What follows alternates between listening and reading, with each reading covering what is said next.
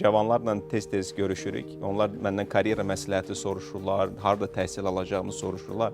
Mən deyirəm, uşaqlar, unudun təhsili, unudun karyeranı. Sizin həyatınızda yeganə bir vacib qərar var, o da sizin həyat yoldaşı seçimidir.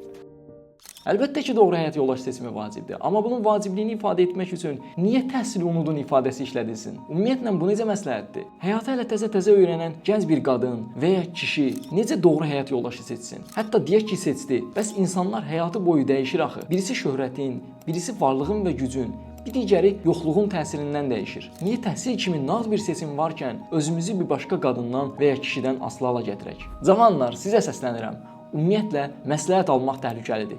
Deyim niyə?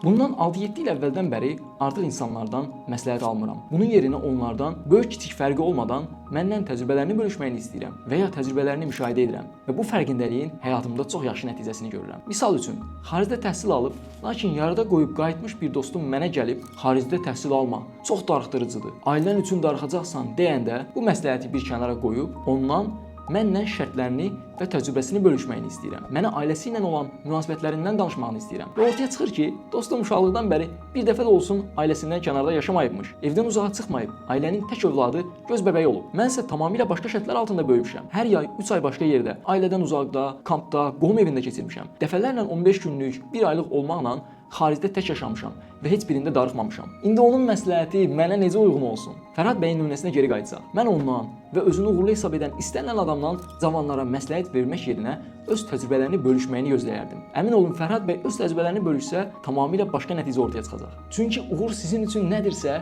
ora gedən yol tək deyil. Tam əksinə, sizin üçün doğru olan yol bəlkə də indiyə qədər hamının gedib uğurlu ola bilmədiyi, yanlış hesab etdiyi yoldur. Məzmunu və sizə çatdırmaq istədiyim fikri bəyəndinizsə, səhifəmdəki digər videoları da gözdən keçirə və bəyənsəniz məni izləyə bilərsiniz. Videomu bəyənib, yaddaşda saxlayıb, dostlarınızla paylaşaraq da öz dəstəyinizi göstərə bilərsiniz. Sağ olun, sağlıqla qalın.